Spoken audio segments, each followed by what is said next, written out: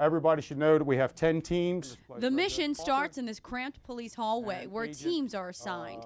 Detectives along with parole and probation officers hit the streets to track down child sex offenders. It's probably one of the most important things we do all year long. How you doing? Is Brandon here? You Brandon? During their visit, detectives verify addresses. Probation officers hand out these required blue signs. If no one's home, they leave the paperwork in the door. When we tagged along, many expected to see the officers, but not our camera. What's with the camera? This is the news. They just decided to follow us for today. There are more than 1,260 child sex offenders living in Baltimore City. The 220 visited on this day are still on parole. We're looking for Edward McKinney. So these checkups are critical to make sure they're in compliance. He's not allowed to hand out any candy or anything like that. It's a mission that's all about prevention of all kinds. We've prevented purse snatches, we've prevented car thefts, and we have also found people to be in suspicious areas. Even though these aren't people we're looking at, these are people because police are police.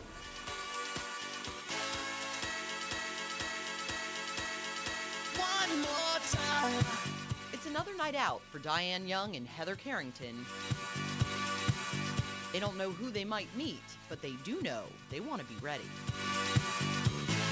We meet the worst guys, the worst guys. One more time. Diane and Heather are young, single, and out in Baltimore, ready for action. I'm really not looking for anything. I just, like I said, I just go out and have fun and have a good time. And according to experts, they've got the right idea. The best thing to do is to feel good about yourself. Amy and Charles Myron are sex therapists. They've worked with hundreds of singles and know the tricks to hooking up. It's an attitude. It's much more a state of mind than it is a state of body. They say be positive, be yourself, and be comfortable being single. Question, tell me what you think about me. I buy my own diamonds and I buy my own rings. Meet Susan Goodell. She's a party planner. I should. And works big events around the clock. It's tough. My hours are crazy. She's single and says her job makes it hard to meet people. Everybody else is going out and going to parties. I'm actually working them. Shoes on my feet, But that's okay. The Myrons say late nights at bars aren't the solution. If you don't want a player, then you don't go to a place where players play. They suggest joining clubs that involve an interest, find a hobby and pursue it, and spend time with friends who will introduce you to others. It's very often the person who is not looking for somebody that attracts people.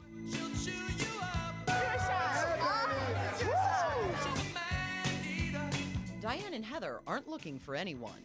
Mr. Wright could be somewhere in the bar, but he can wait, because tonight it's the search, not the find, that's all the fun. She's a man-eater.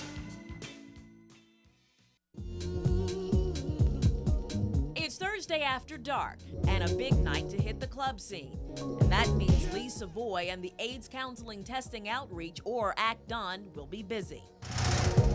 They roll out the RV, hit the streets with HIV testing kits and lots of condoms. Get my free condoms back, so. We do the testing and counseling back here. One target area, the gay club scene. And black men who have sex with men and keep it on what they call the down low, or the DL. Simply put, a secret, so their wives and girlfriends will never know. They're married and having kids, but there's a side of them that needs to be with another person of the same sex, so they do that anonymously. Savoy says these are men who are either closet homosexuals. They're telling me that they're not happy at home, and they want a man like me to make them happy. Or men who want to have occasional sex with men and don't consider themselves gay. Sugar, I haven't found a man yet that can be had. On some nights, ACT ON will target what's known as the meat rack, where male prostitutes stand on the corner waiting to be picked up by other men. The denial factor is so great in a lot of men that they just don't want to acknowledge it. And here's why that is so dangerous, and why Health Commissioner Peter Bielenson says the topic needs more awareness. That well over half of these women who obtain HIV, acquire HIV/AIDS heterosexually, get it through brothers on the down low. And Belison is talking about African American women in Baltimore, among whom HIV cases are growing the fastest. I mean, I never thought about men having sex with men. I had no Meet reason. Stephanie Brooks Wiggins, HIV positive, 17 years. I was a heterosexual and thought that I dated heterosexual guys. Diagnosed at a time when she had no idea what HIV or AIDS stood for. I've had respiratory infections. I've been bedridden. Looking back, there were clues about her then boyfriend. Never saw too many women really interact with him. He turned out to be HIV positive and never uttered a word about it to her. His illness was always very secretive. Then came the day she gave blood and the phone call that followed. And the Red Cross called me and told me that I needed to come and see them. On the other side of the issue, I was very good at pretending. Rude Austin, who once kept his sexuality on the down low. Because I've heard people say that I would rather see my son or daughter dead than to be gay. Eventually, his wife found out. Me thrusting myself into a marriage and children was my way of trying to get out of this quote-unquote sinful situation where I'm gonna go to hell. I think the final last draw was, I'm gay. Now HIV positive and on the verge of divorce, he shares his story so others can learn from it. This disease has no discrimination on anybody in any kind of way. It's not about who you are, it's about what you do. No. As for Stephanie, she had to share the news of her HIV status with her family, who's been very supportive. Her husband did test positive for HIV.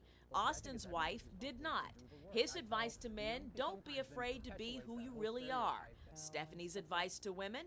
Take care of yourself, because that's the first line of defense, is to take care of yourself. I fear that I will randomly be pulled over, and it may be an unjustified fear, but I do fear that. Why? Because of my race. Oh, we had a description of someone like you in the neighborhood stealing. It's an issue that's dogged African-American motorists for decades. In the 1960s, it was simply called police harassment.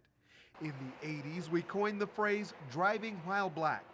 And since the early 90s, it's been called racial profiling. Somebody has to stand up and say, you know, this is wrong.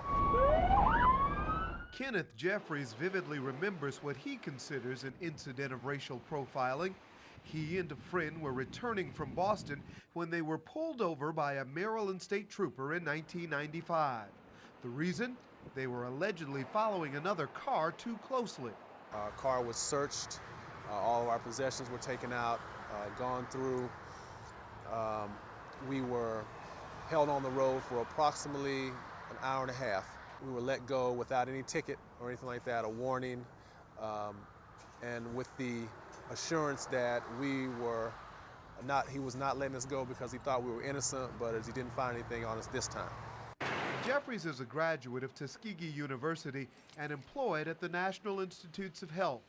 He says a week after being stopped at Maryland, he faced a similar embarrassment on I-95 in Virginia. He's now a plaintiff in a class action lawsuit against the state police filed by the American Civil Liberties Union. But the statistics don't lie. There are 5 times as many blacks as whites being stopped. According to the state police, troopers at the JFK barracks made nearly 28,000 stops in 2000. 2/3 of the motorists were white. But the numbers change dramatically when you look at who gets searched. Slightly more than half were vehicles driven by African Americans. That racial profiling is illegal, it's wrong, and will not be tolerated within the ranks of the Maryland State Police. Lieutenant Colonel William Arrington is Chief of Field Operations for the Maryland State Police. The numbers are what the numbers are. If there's individual cases that are in dispute, then we will address those individually, and I think that we can argue quite successfully that race has never, in fact, been an issue. Well, as a member of the Maryland State Police, what is he supposed to say? I mean, is he supposed to say, yes, we do practice racial profiling? I mean, his job is to protect his officers. The state police in several other jurisdictions have already taken steps to begin policing themselves, but with the passage of racial profiling legislation, all Maryland law enforcement agencies are now required to document traffic stops. It's a start. State Delegate Lisa Gladden sponsored the racial profiling legislation.